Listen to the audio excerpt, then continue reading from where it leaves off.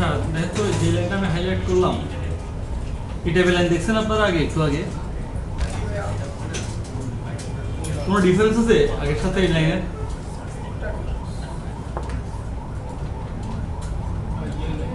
কোনো ডিফারেন্স আছে কি? কি ডিফারেন্স আছে বলুন তো?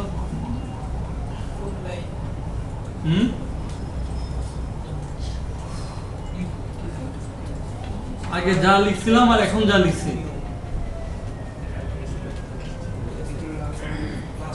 পরে তো ভাই আমরা ওই যে কাস্টমারটাই স্টুডেন্টের ডিক্লেয়ার করা নিউ পরে আমার কাস্টমার আর স্টুডেন্ট নামে তো কোনো ক্লাস নাই এখানে, কিভাবে ডিক্লেয়ার করবো? ওকে, এটাকে বলা হচ্ছে অ্যানোনিমাস টাইপ।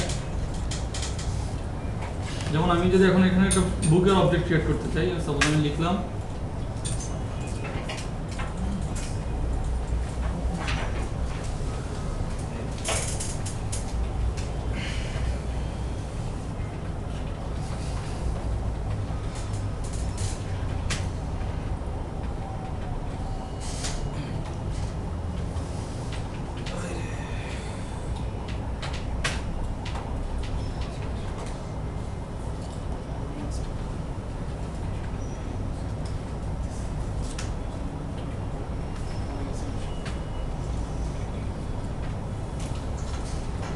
আমার একটা বুক টাইপ কিন্তু এখানে ক্রিয়েট করা শেষ, দেখেন। অথচ আমার বুক নামে কোনো ক্লাস নাই, কারণ আমি যদি এটাকে অ্যাক্সেস করতে চাই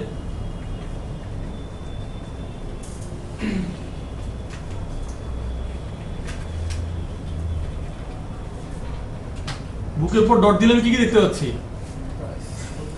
প্রাইস, আইএসবিএন, নেম, যেদিনটা আমি দিছিলাম। এই যে আমি তো এখানে একটা সুন্দর অবজেক্ট ক্রিয়েট করলাম, তার একটা প্রপার্টিকে নিয়ে আমি আরেকটা ভ্যারিয়েবল অ্যাসাইন করে দিলাম। উপরেগুলো দেখেন, একটা কাস্টমার ছিল, তার নাম আর আইডি আমি এখানে প্রিন্ট করতে পারতেছি। স্টুডেন্টের ক্ষেত্রে যদি আমি চিন্তা করি,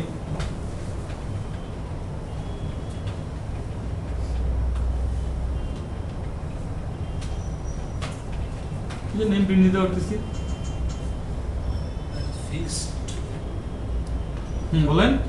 ফিক্সডটার জন্য তো হলো, কিন্তু যদি ইউজারের থেকে ইনপুট নেয় বা এই টাইপের সামথিং, তখন এটা কিন্তু কাজে লাগে না। ওকে, তাহলে এখন তো আমরা ক্লাস ক্রিয়েট না করেও আমরা অবজেক্ট ক্রিয়েট করতে পারতেছি। তাহলে কি আমরা কি আর অবজেক্ট ক্রিয়েট করব, ক্লাস লিখবো? ক্লাস লিখবেন না কয়জন এরপরে? আর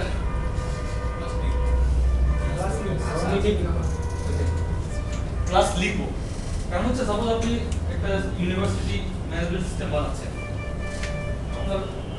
আপনার ওখানে 50টা পেজ আছে টোটাল অ্যাপ্লিকেশন, 50টা স্টোরি আছে। আমরা যদি বলি প্রতিটা স্টোরিতে আপনার স্টুডেন্টকে নিয়ে কাজ করতে হচ্ছে, তাহলে এখন আপনি যদি প্রতিটা জায়গায় এভাবে ক্রিয়েট করে নেন, তাহলে সেক্ষেত্রে কি আপনার এক জায়গার সাথে আরেক জায়গায় ম্যাচ করতে পারবেন? কেউ রেজিস্ট্রেশন নাম্বার লিখবে REGMO, কেউ লিখবে রেজিস্ট্রেশন নাম্বার পুরোটা, তাই না? কেউ নেম লেখার সময় লিখবে স্মল, কেউ লিখবে ক্যাপিটাল, তখন কি ম্যানেজ করতে পারবেন? পারবো না। আমরা অ্যানোনিমাস টাইপটা তাহলে কখন ইউজ করব? যদি এটা সাপোজ যে জিনিসটা আমি ইউজ করব, এখন আমি ইউজ করার পর সেটা আবার ফার্দার কেউ ইউজ করবে না, তো ওই সব জায়গায় আমরা এই জিনিসটাকে ইউজ করতে পারবো। বুঝা গেছে? মানে যার শুধু লোকাল ইউজেবিলিটি। হ্যাঁ, আমার শুধু আমার দরকার হচ্ছে, তারপর আপনার কাছে 100টা ডাটা আছে, ওই 100টা ডাটা আপনার মনে হচ্ছে 100টা ভ্যারিয়েবলে না রেখে একে আমি একটু সুন্দর সাজাইতে পারি, যে আমার মনে হচ্ছে যে এখানে 5টা করে ডাটা নিয়ে একটা অবজেক্ট বানানো যায়, আমি বানাই নিলাম আমার মতো। বুঝা গেছে? এটাকে বলা হচ্ছে অ্যানোনিমাস টাইপ।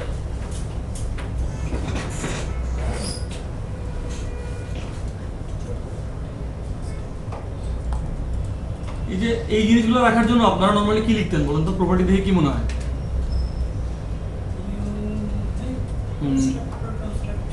এটা একটা কি টাইপ? মানে এটাকে যদি আমি ক্লাস চিন্তা করি, এই ক্লাসের নাম কি হওয়া উচিত? সাপোজ অ্যানোনিমাস জানেন না, যার মধ্যে কোড আছে, আইটেম টাইপ আছে, নেম আছে, প্রোডাক্ট। তো ব্যাপারটা হচ্ছে আমরা যখন অ্যারে নেই, এটা একটা অ্যারে না? আমরা যখন অ্যারে নেই, অ্যারের মধ্যে কি আমরা ডিফারেন্ট টাইপের কোনো অবজেক্ট রাখতে পারি? অথবা ডিফারেন্ট টাইপের কোনো ডাটা রাখতে পারি? একই অ্যারের মধ্যে আমি স্ট্রিং ইন্টিজার একসাথে রাখতে পারবো? পারবো না। একই কারণে আমি যখন একটা অ্যারের মধ্যে রাখতে যাচ্ছি এগুলো, দেখেন আমরা সবগুলো কিন্তু প্রপার্টি একই। আমি যেখানে একটা প্রপার্টি বাড়াই লিখতে চাই, আমার এরর হবে, এটা কাজ করবে না, কারণ অ্যারেতে এটা সম্ভব না। আচ্ছা, আই ইনিউমারেবল কি জিনিস জানি না, তবে এটা দেখে কি মনে হচ্ছে এটা কি?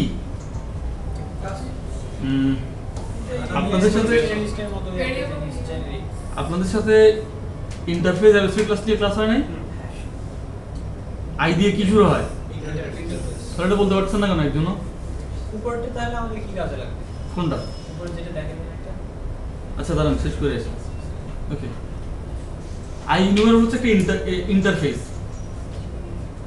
দেখেন এটার উপর মাউস রাখলে সে আমাকে বলে দিচ্ছে interface system dot collections dot generic dot I innumerable মধ্যে দিচ্ছে। আচ্ছা ওকে, এটা কি টাইপের? এটার কোনো টাইপ কি আমি জানি? এটাকে যদি আমি কোনো একটা মেথডের মধ্যে পাস করতে চাই, কিভাবে পাস করব? আমি তো এখানে ডাটা হিসেবে ভাল লিখতে পারি না, পারি না। সেক্ষেত্রে এখানে বলা হচ্ছে ডাইনামিক। আমি তাকে একটা লিস্ট পাঠাবো। আই ইনিউমারেবল আসলে যে জিনিসটা করে, আই এই যে এটাকে দেখতে পাচ্ছি ইন্টারফেসটা, আমরা লিস্ট ক্লাসটা ইউজ করি না? লিস্ট ক্লাসের মধ্যে আই ইনিউমারেবলকে ইমপ্লিমেন্ট করা আছে দেখে আমরা তার উপর ফর ইচ লুপ চালাতে পারি, নাহলে কিন্তু পারতাম না। আমরা যাই দেখি, এই যে লিস্টের বেস টাইপের মধ্যে এগুলো দেখবেন, সে আরো বেশ কয়েকটা ইন্টারফেসকে ইমপ্লিমেন্ট করে। I collection, I enumerable, I list, সবগুলো ইন্টারফেসে ইমপ্লিমেন্ট। হ্যাঁ, ওকে, আমি এই যে তাকে এখন টাইপ কি বলে দিচ্ছি? ডাইনামিক, যেটা আমি টাইপ জানি না। তাহলে আমি এখানে ডাইনামিক বললাম তাকে, এটা কেটে দিই। এখানে একটা ডাইনামিক একটা লিস্ট আসতো আমার কাছে, অথবা অ্যারে আসতো, আমি যদি চিন্তা করি। ফর ইচ লুপের কাজ কি? এই লাইনটার কাজ কি? এই কালেকশন থেকে প্রতিটা ডাটা সে এখানে নিয়ে আসতেছে। তার মানে এখানে যেই টাইপের কালেকশন, এখানে আমি ওই টাইপের ডাটাই পাবো। এখন আমি তো আসলে জানি না এখানে কি টাইপের কালেকশন, অথচ আমি এখানে বলছি ডাইনামিক। তার জন্য দেখেন আমি এখানে যাই লিখি সে কিন্তু আমাকে এরর দিচ্ছে না। তার মানে আমাকে ইমপ্লিসিটলি এখানে বলে দিতে হবে যে আমি আসলে কি এখানে কি কি থাকতে পারে, বড়জোর কোড, আইটেম টাইপ অথবা নেম। তো আমাদের এখানে প্রথমে নেম আছে, আমি এটা যদি প্রিন্ট করি, রান করি, আপনারা দেখেন ক্রিম, কোক, টাইমলেসনেস, এই তিনটা নেম আমরা দেখতে পাচ্ছি। আমি যেটা চেঞ্জ করে কোড দিয়ে দেই,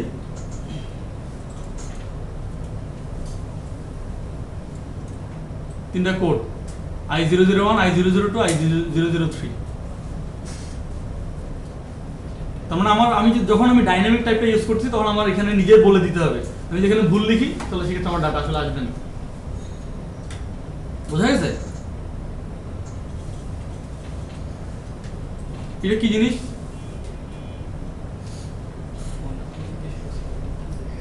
কি এটা? একটা অ্যারে, স্ট্রিং টাইপের অ্যারে, কিছু স্ট্রিং রাখে, আর তো কিছু না।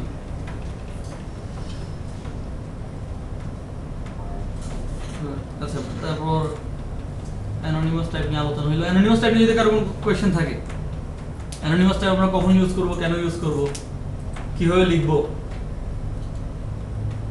নাই?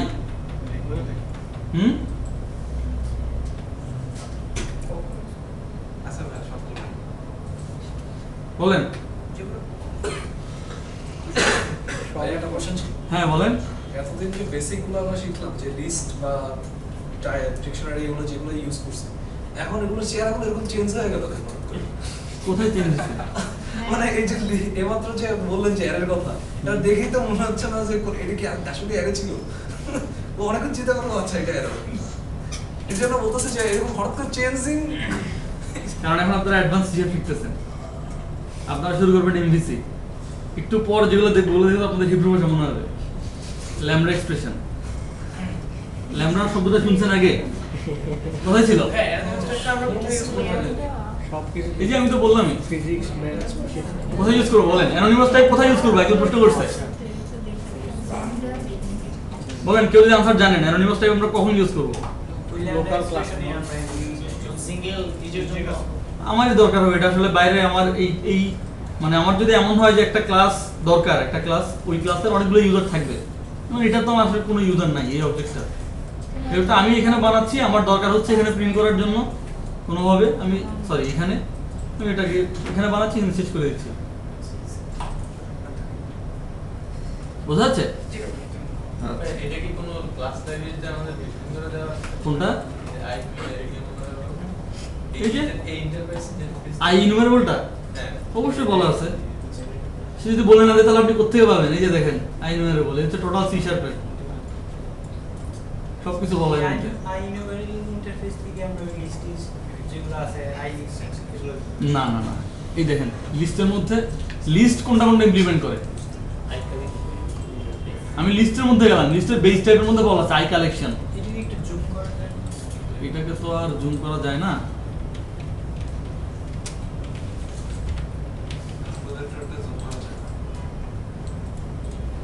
জুমের কোনো অপশন দেখতেছি না। যাই হোক, এখানে আমি বলতেছি দেখেন লিস্ট, তার মধ্যে বলা আছে বেস টাইপ। বেস টাইপের মধ্যে বলা আছে আই কালেকশন প্যারামিটারে টি আপাতত ভুলে যান।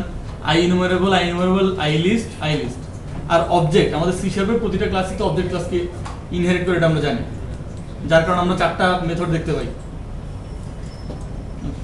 এ মানে আলটিমেটলি ব্যাপারটা হচ্ছে এই আই ইনুমারেবলে কি লেখা আছে দেখেন তো, গেট ইনুমারেটর একটা মেথড লেখা আছে। এর কারণে আমরা আসলে সবকিছু করতে পারছি লিস্টের মধ্যে, ফর ইচ লুপ চালাতে পারতেছি।